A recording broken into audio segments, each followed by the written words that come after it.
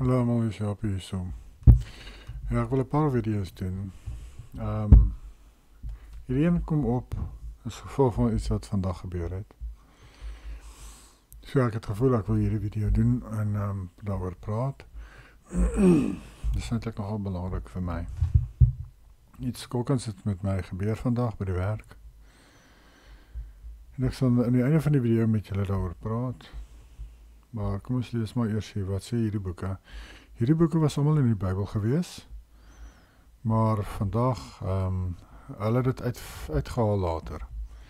2 Makabees was in die Bybel, en natuurlijk Timotheus is nog steeds daar. Maar kom ons sien wat ons lees in 2 Makabees. Dit was in jou Bybel gewees as jy gewonder het. Dit is nie eers 'n extra Bybelse boek nie. Soos ek sê, dit was in jou Bybel. 2 Makabees 12. Vanaf vers 38 tot 45. After the battle, Judas led his men to the town of Adullam. It was the day before the Sabbath, so they purified themselves according to the Jewish custom and then observed the holy day. But the following day it was urgent that they gather up the bodies of the men who had been killed in the battle and bury them in their family tombs. Nou hierdie is die geveg tussen die Grieke en Israel. Die Makabees gaan oor die geveg teen die Grieke. Dit is ook waar die term vandaan kom, the abomination of desolation. Dit word herhaal in Openbaring, want Rome het dieselfde gedoen as wat die Grieke gedoen het. Nou die Grieke het 'n varke geoffer op die altaar van by die tempel. Nou dit is waarna dit verwys. But of each of the dead hidden under their clothes, they found small images of gods worshipped in Yamnia, which the law forbids Jews to wear. Everyone then knew why these men had been killed. So hierdie ouens het afgode by hulle gedra onder hulle klere en hulle het nie geweet nie, maar spesifiek hierdie ouens wat die afgode by hulle gedra het, is gedood. Hulle is doodgemaak in die oorlog. En wat wys dit vir jou? Jou se beskerming is nie daar vir jou as jy afgoderry beoefen nie. As jy rugby aanbid, sport aanbid en op die Sabbat rugby kyk, dan is jou se beskerming nie daar vir jou nie. Dit is wat hierdie verse vir jou sê. As jy enigiets bo jou stel, is daar nie sy beskerming vir jou nie. So jy beter jou lewe begin uitsort mense, Suid-Afrikaners. Julle mag nie ander afgode hê in julle lewens nie. Jy mag nie mense, jou vrou, jou kinders, jou rugby, cricket, wat ook al, bo of geld, of jou werk, bo jou plaas nie. Jy mag nie sy Sabbat vervang met jou afgode nie, want hy gaan jou nie beskerm nie. As jy hom wel gehoorsaam is, dan kan jy verwag dat hy jou gaan beskerm. Kom ons lees verder. So they praised the ways of Yahuwah, the just judge, who reveals what is hidden, and they begged him that this sin might be completely blotted out. Nou sien julle hier wat het gebeur. Hierdie Israeliete het vir hulle afgestorwe Israeliet broers, wat dood is in hierdie oorlog teen die Grieke, hulle het vir hulle gebid. Hulle het vir hulle gebid vir hierdie sonde wat hulle gedoen het van hierdie afgode wat hulle by hulle gedra het. Hulle is al reeds dood, maar hierdie Israeliete het vir hulle gebid en gesê, asseblief Yahweh, laat hierdie sondes nie hulle toekom nie, vergewe hulle asseblief vir wat hulle gedoen het, vir wat hulle verkeerd gedoen het. Then Judas, that great man, urged the people to keep away from sin, because they had seen for themselves what had happened to those men who had sinned. Ja, hierdie is nou, daar op die sien het dit nou gebeur, en hulle kon nou sien, die wat afgode gedra het, is allemaal doodgemaak, want jou se beskerming was nie daar by hulle nie. He also took up a collection from all his men to totaling about 4 pounds of silver, and sent it to Jerusalem to provide for a sin offering. Judas did this noble thing because he believed in the resurrection of the dead.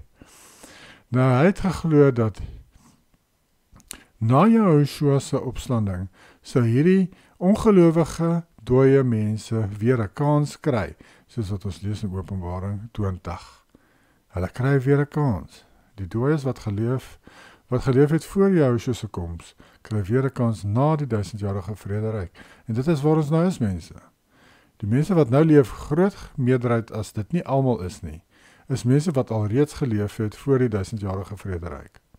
Ek sal nou vir julle die verse lees, dit staan so in die Bybel. Ek het dit nie uit my duim uitgesuig nie. Vers 44, if he had not believed that the dead would be raised, it would have been foolish and useless to pray for them.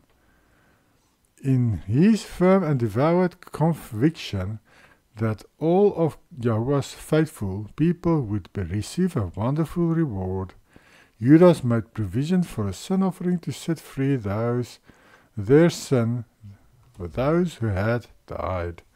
Ons sien hier so hierdie Judas, die leier van die weermag van Israel, tydens die Griekse aanval op Israel. Hy het 'n offer gebring vir hierdie sonde wat hulle gepleeg het deur afgode by hulle te dra. En hy het vir Jahwe gevra om hulle te vergewe vir hierdie sondes van hulle. En ek glo Jahwe het dit gedoen. En dis ook om ek hierdie video wil maak met julle, vir julle. En die ding is, ek dink dit is baie, wat is die woord daarvoor?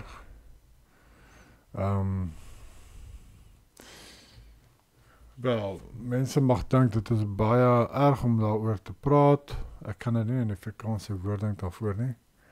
Maar die feit van die saak is, dat dit in die Bybel gestaan, hulle het hierdie boek verwyder uit die Bybel uit. Hier sê dit vir jou dat die Israeliete het geglo dat jy kan vir die dooies bid, dat jou sekere sondes vergewe vir hulle, dat hulle kan staan om gered te word. It's amazing, né? Ons word dit glad nie geleer in die kerke nie. Nou ek sê nie, jy bid tot die dooies om jou te antwoord of enigiets vir jou te doen nie. Dit is sonde. Dit is wanneer demone hulle self aan jou openbaar as jou afgestorwe familie. Jy mag dit nie doen nie, dis teen die wet. Jy mag het glad nie doen nie. Jy mag nie enigszins vir die familielede van jou in jou gesin bid nie. Soos in hulle vra om antwoorde vir jou te gee of so nie. Want hulle kan nie. Wat jy wel kan doen, as hulle sterf, kan jy vir hulle bid, glo ek, volgens hierdie skrif, soos wat Judas hier gedoen het, die leier van die Israel, sy weermag, en sy Israeliet broers, hulle almal het dit gedoen. Gebid vir hierdie Israeliete wat gesterf het, in hulle sonde, en hulle het gebid dat daardie sonde hulle vergewe sal word, en dat hulle gered kan word. Of dat hulle weer 'n kans kan kry, of wat ook al. Maar hulle het vir hulle gebid dat daardie sonde hulle nie toegeken sal word nie. En dit is nogal baie insiggewend. Kom ons sien nou hier wat Paulus sê van iemand anders, wat ook gesterf het, en wat Paulus sê van die persoon. 2 Timotheus 1 vers 16 tot 18. Yahweh grant mercy to the household of Onesiphorus. Hy sê dit want Onesiphorus het gesterf.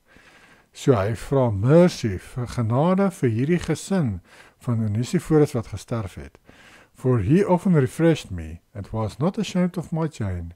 But when he arrived in Rome, he sought me out very zealously and found me. Yahweh grant to him that he may find mercy from Yahweh in that day. Hy praat nou seker van die oordeelsdag.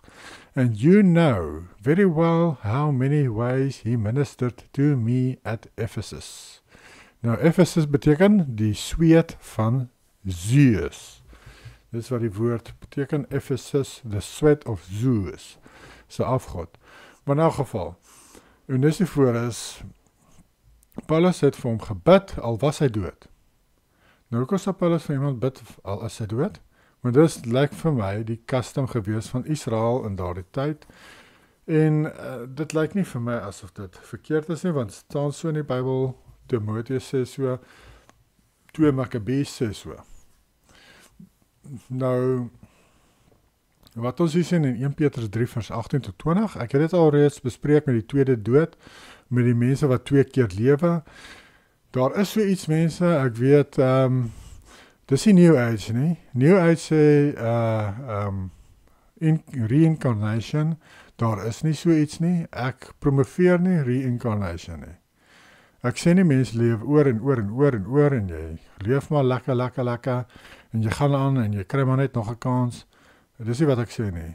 Ek sê hierso, volgens die Bybel is daar 'n groep mense wat 2 kansse kry tot verlossing. Dit is Jahwe se genade en dit is so in die Bybel. Dit is so wat die Bybel vir ons sê, dis nie wat ek opgemaak het nie. Ek gaan nou vir julle lees wat daar gebeur. Petrus sê vir ons, 1 Petrus 3 vers 18 tot 20. So dit sê vir jou dat dit is iets wat Joshua hulle geleer het. For Messiah also suffered once for sins, the just for the unjust, that he might bring us to Yahweh, being put to death in the flesh, but made alive by the Spirit, by whom also he went and preached to the spirits in prison. So vir wie het hy gaan preek? For who formerly were disobedient. Ons sien hier so uit vir die ongelowige mense gaan preek in die doderyk. Nou, hoekom sal hy sy tyd mors om te preek vir mense wat al reeds dood is en ongelowig is? Hulle is dan klaar op pad hel toe. Hoekom sal hy vir hulle gaan preek? When once the divine long-suffering waited in the days of Noah, while the ark was being prepared, in which a few, that is 8 souls, were saved through water. Hy sê hierso, die meerderheid van hierdie mense vir wie Joshua gaan preek het gesterf in die dag van Noag. Daar was duisende mense op aarde, net 8 mense het geoorleef.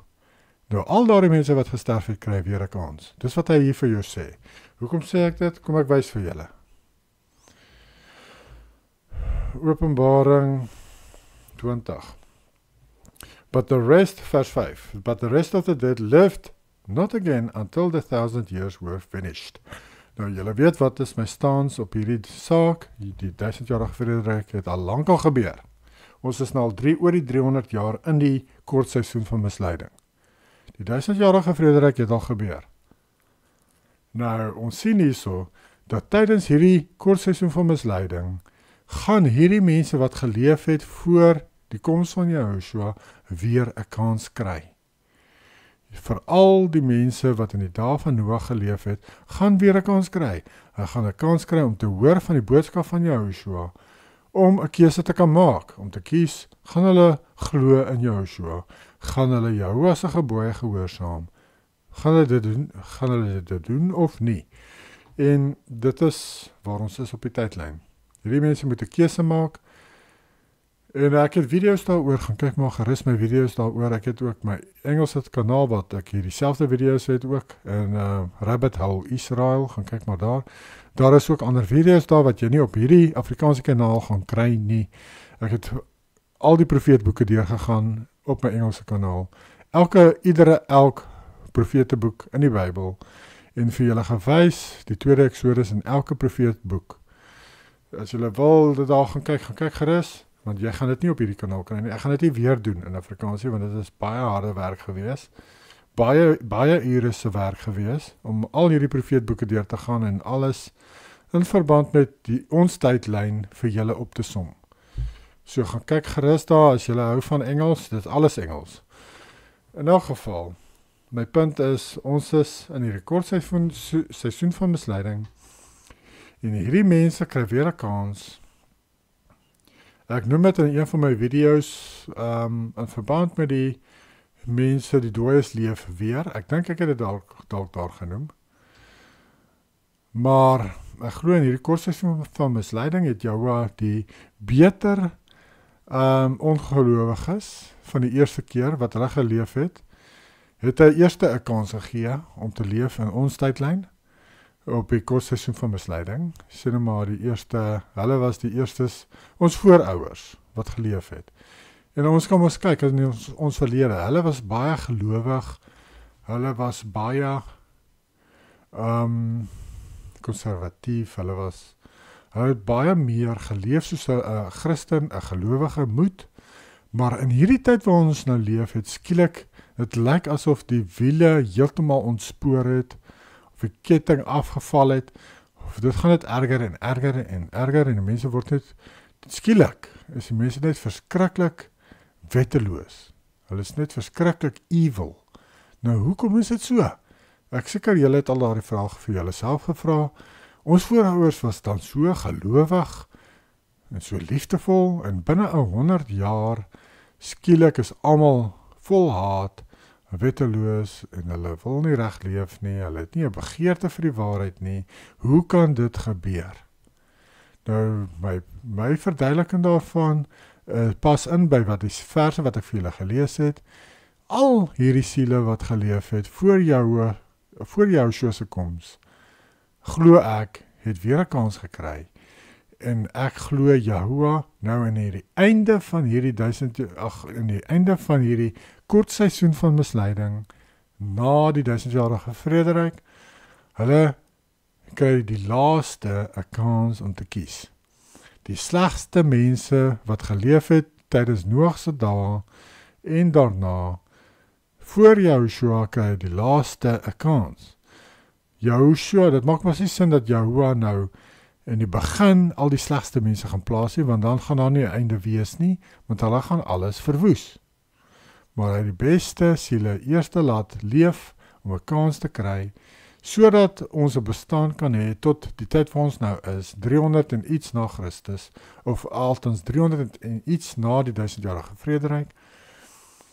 En nou plaas hy die slegste mense hier op aarde. Ek sê nie ek en jy is sleg nie, ek glo hy plaas die tafste believers, gelowiges ook, saam met hierdie slegte mense hier in die tyd waarin ons nou leef. Ons wat in die slegste omstandighede ons lig kan skyn, hy plaas ons saam met hulle hierso, sodat ons lig kan skyn in hierdie donker tyd waarin ons leef. So as jy iemand is wat jou lig skyn en glo in Jahoua, glo in Joshua en sy gebooie onderhou, dan is jy een van daardie tough believers, daardie sterk gelowiges, wat jou lig skyn no matter what. Dan is jy een van hulle. En Jahoua het jou spesifiek in hierdie tyd geplaas, in hierdie donkerste van donker tye, waarin ons nou leef, waar die slegste mense nou weer 'n kans gekry het om te leef. Ek wil gou vir julle 'n video stuur, en gewys, van hierdie baba, hierdie vrou vir haar baba, iets. Do you remember the day you were born? No, but I remember when the earth would open and I crawled out of hell. So sy vra vir die kind, onthou jy die dag toe jy gebore is? En die baba sê vir haar, nee, maar ek onthou wel dat ek uit die hel uit gekruip het. Nou, hoekom sal die baba so iets sê? Niemand verstaan dit nie, behalwe as jy kyk na hierdie verse wat ek vir julle gelees het, 1 Petrus 3 vers 18 tot 20, en Openbaring 20. Dit sê vir jou hoekom hierdie baba dit sê. Want hierdie baba is een van daardie mense wat 'n tweede kans kry, wat miskien geleef het in die dae van Noag, dat hy uit die doderyk gekom het. Joshua het hulle beloof, en dis wat hy gaan preek het vir hulle. Wat gaan hy anders vir hulle preek? Hy kan nie vir hulle sê, julle gaan nou gered word skielik, alhoewel julle nou nie reg geleef het nie, moenie worry nie. Julle is nou, ek gaan teen jou as regverdigheid gaan, ek gaan julle maar net red. Sommige maar net red, vir geen rede nie. Julle het niks daarvoor gedoen nie. Dis nie wat hy vir hulle gaan sê het in die doderyk nie. Vir hierdie ongelowiges, hy het alleenlik wat hy vir hulle kon sê, is dat ek gaan julle nog 'n kans gee, ek gaan julle minds wipe, ek gaan laat julle nie kan onthou hoe het julle geleef voorheen, of wat julle gedoen het, of dat julle eers geleef het, alreeds. Ek gaan dit heeltemal wipe, ek gaan julle van vooraf 'n kans gee, om te kan kies vir of teen my, om te kan kies om jou gehoorsaam te wees of nie. Dis wat hy vir hulle gaan preek het. Daar's geen ander boodskap wat hy vir hulle kon preek nie.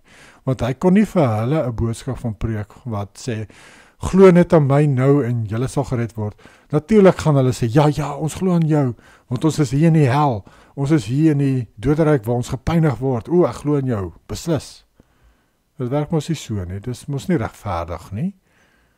So hy het vir hulle gesê, nee, ek gaan julle terugstuur, julle siele, op aarde, dat julle weer 'n kans kry, om te kan kies vir reg of verkeerd. Dis die siele wat nou hier is, mense. Dis die siele wat hier is. Net soos hierdie baba vir jou gesê het nou, hy kan wel onthou dat hy uit die doderyk gekruip het, dat hy uit die doderyk gekom het en nog 'n kans kry. Dis hoekom ons hier is.